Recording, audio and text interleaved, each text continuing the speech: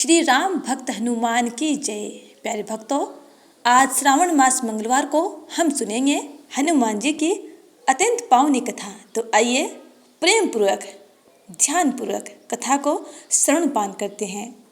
द्वापर युग में अर्जुन भगवान शिव की तपस्या करके उन्हें प्रसन्न करते और उनसे पाशुपत नामक अमोघ अस्त्र लिए हिमालय में पहुँचे तो जंगल में उनकी भेंट एक वानर से हो गई। साधारण सा वानर एक सरोवर के किनारे भगवान की आराधना में मग्न था। अर्जुन वानर के निकट पहुँचे और चुपचाप बैठ गए। कुछ समय बाद वानर की समाधि भंग हुई तो अर्जुन ने भक्त वानर को दंडवत करके पूछा, कपिराज आप कौन हैं और इस निर्जन वन में किस हेतु आराधना कर रहे हैं? हनुमान जी बोले, जंगल में रहना वानर का स्वभाव होता है वत्स, और आराधना मैं प्रभु श्री राम की कर रहा हूँ। पर आप कौन हैं? कृपया अपना परिचय दीजिए।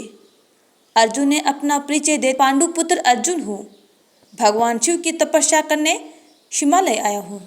हनुमान जी बोले, मैं श्री राम का सेवक हनुमान हूँ अर्जुन, शायद तुमने मेरा नाम सुना होगा। यह सुनकर अर्जुन ने हनुमान जी की पुनः चरण वंदना की और कहा, परंतु आप पर भी ये बुढ़ापा क्यों पवन पुत्र? हनुमान जी बोले, काल की मैया अजय होती है अर्जुन, मैं भी काल गति से अछूता नहीं रहा हूँ। यौवन के बाद बुढ़ापा आता ही है। अर्जुन बोले, पवन पुत्र भगवान राम के समय के बारे में अनेक किंवदंतियाँ फैली हुई हैं। मेरे मन में कुछ शंकाएं हैं, क्या आप उनका निवारण करेंगे? मैं भगवान राम के बारे में कुछ जानना चाहता हूँ। क्या श्री राम वास्तव में ही इतने बड़े धनुर्धर थे कि उनके तीरों की तीक्ष्णता से ब्रह्मांड कांप उठता था? हनुमान जी बोले, इसमें क्या संदेह है? प्रभु राम तो स्वयं साक्षात विष्णु के अवतार थे, उनके बाणों के सम्मुख भला कौन ठहर सकता था?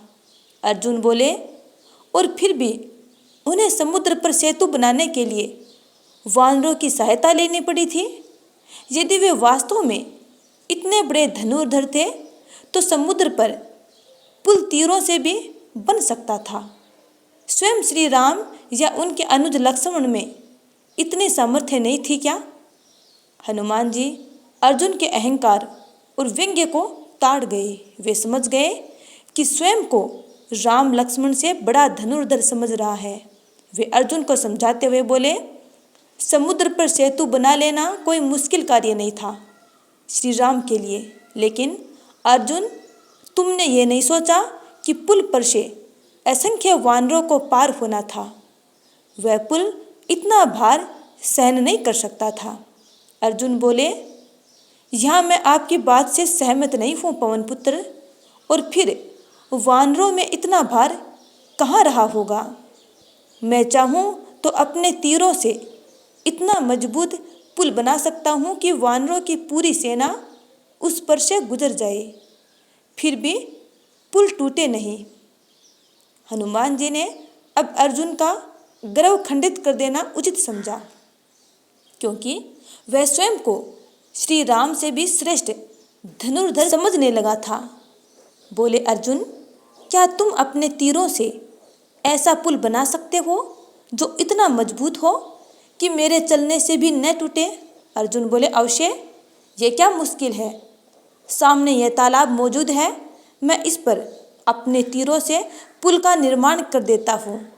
आप उस पर चलकर उसकी परीक्षा कर सकते हैं। हनुमान जी बोले, अगर मेरे भार से पुल टूट गया तो? अर्जुन बोले, बिल्कुल नहीं टूटेगा, यह मेरा दावा है। हनुमान जी बोले, फिर सोच लो, यदि पुल टूट गया तो मैं व्यर्थ ही गहरे जल में जा गिरूंगा। हनुमान जी की बात सुनकर अर्जुन तेज में आकर बोले, अगर पुल आपके भार से टूट गया तो मैं दंड स्वरूप जीवित ही अग्नि में प्रवेश कर लूँगा। हनुमान जी बोले, तो फिर मेरा भी दावा है कि यदि तुम्हारे बाणों से निर्मित पुल मेरे भार से न टूटे तो मैं आजीवन तुम्हारे रथ की ध्वजा के समीप बैठा रहूँगा और हर संभव सहायता करता रहूँगा। अर्जुन तो वास्तव में एक धुरंधर धनुर्धर था। अपने धनुष से बाण छोड़ने लगा। देखते ही देखते तीरों से तालाब पर एक पुल का निर्माण कर दिया। जैसे ही पुल तैयार हुआ वैसे ही हनुमान जी पुल की तरफ बढ़े।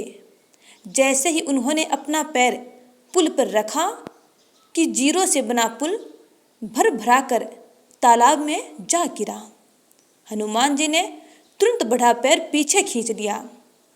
लज्जा के कारण अर्जुन का चेहरा लाल पड़ गया। साथ ही आश्चर्य भी हुआ कि उसके द्वारा निर्मित बाणों का पुल इतना कमजोर कैसे निकला कि हनुमान जी के पैर रखते ही टूटकर जा गिरा। प्रतिज्ञा अनुसार अर्जुन ने लकड़ियां चुननी आरंभ की और खिन्न मन से जलने के लिए चिता तैयार करने लगा। तभी जंगल से एक ब्रह्मचारी हाथ में पलाश दंड उठाए वहां आ पहुंचे। उसने अर्जुन से पूछा, वत्स कौन हो तुम और ये लकड़ियां किस लिए एकत्र कर रहे हो? अर्जुन ने सारी बात कह सुनाई।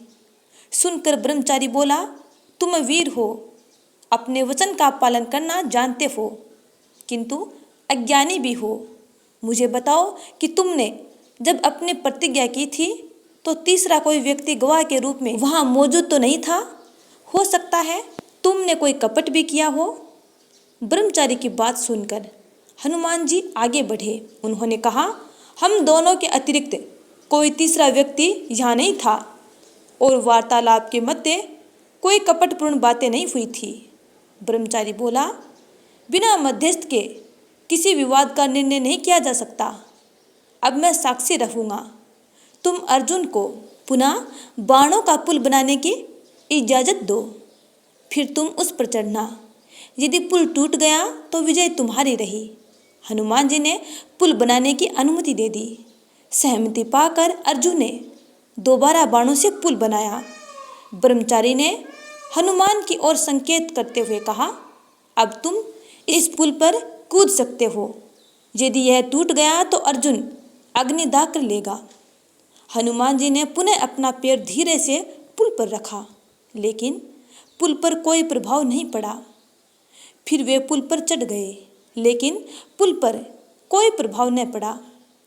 फिर वे तेजी से पुल पर आगे बढ़ गए, किंतु पुल उसी भांति स्थिर रहा। यह देख हनुमान जी को आश्चर्य हुआ। वे सोचने लगे, आश्चर्य है, मेरे इतना जोर लगाने पर भी इस बार पुल पर रंच मात्र भी असर नहीं पड़ा। इसमें अवश्य कोई रहस्य है। यह सोचकर जैसे ही हनुमान जी ने पुल के नीचे झांका तो उन्हें एक विशाल कछुआ पुल को अपनी पीठ पर टिकाए दिखाई दे गया। हनुमान जी की समझ में तुरंत आ गया कि स्वयं भगवान विष्णु ब्रह्मचारी के रूप में उनके सामने मौजूद हैं। उन्होंने चौंक कर ब्रह्मचारी के चेहरे को देखा तो उस रूप में भी वे श्री राम को तुरंत पहचान गए और दौड़कर उनके चरणों में गिर पड़े। ब्रह्मचारी ने अपना वेश परिवर्तित कर लिया। अब वे श्री कृष्ण के रूप में हनुमान जी के सामने मौजूद थे। फर्क यह था कि अब उनके हाथों में बजाय धनुष बाण के बांस की बनी बांसुरी थी और सिर पर मोर के पंखों से बना मुकुट था। कृष्ण ने हनुमान जी को उठाकर छाती से लगा लिया। अर्जुन, जो स्वयं भी हक्का बक्का खड़ा कृष्ण को पहचानकर उनके चरणों में गिर गया। कृष्ण ने अर्जुन को उठाया और बोले, उठो अर्जुन, विद्या पर गर्व करना अनुचित है। तुम्हें अपने सरसंधान का घमंड हो गया था। अच्छा हुआ हनुमान जी ने तुम्हारा गर्व खंडित कर दिया। अर्जुन ने हनुमान जी से क्षमा याचना करते हुए कहा, क्षमा करना पवन पुत्र, मुझे अपनी भूल पर बहुत पछतावा हो रहा है। मैं वायदा करता हूँ अब भविष्य में भूल कर भी घमंड नहीं करूँगा।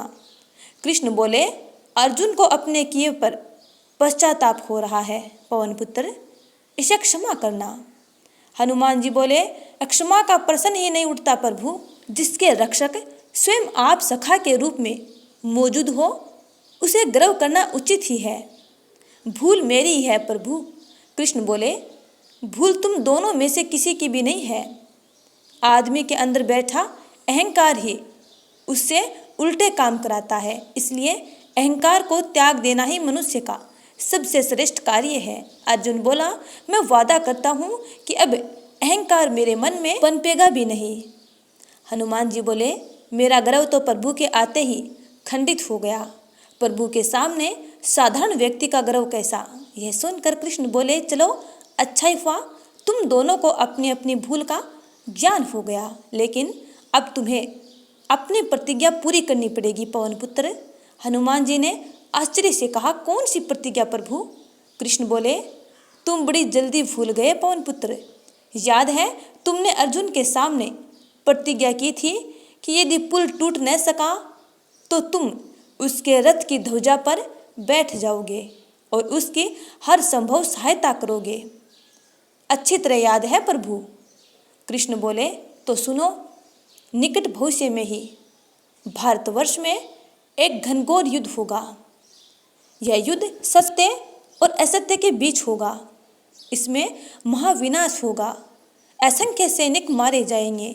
अंत में सत्य की असत्य पर विजय होगी। इस युद्ध में सहायता के रूप में तुम अर्जुन के रथ की पताका पर बैठकर युद्ध का निरीक्षण करोगे और बगैर युद्ध किए अर्जुन की हर संभव सहायता करोगे, जिससे कि सत्य की असत्य पर विजय हो सके। और वैसा ही हुआ। महाभारत के युद्ध में हनुमान जी अंत समय तक अर्जुन के रथ की पताका पर विराजमान रहकर उनकी सहायता करते रहे। तो प्यारे भक्तों, प्रेम से बोलिए हनुमत लला की जय। श्री राम भक्त हनुमान की जय। जय जय श्री राम।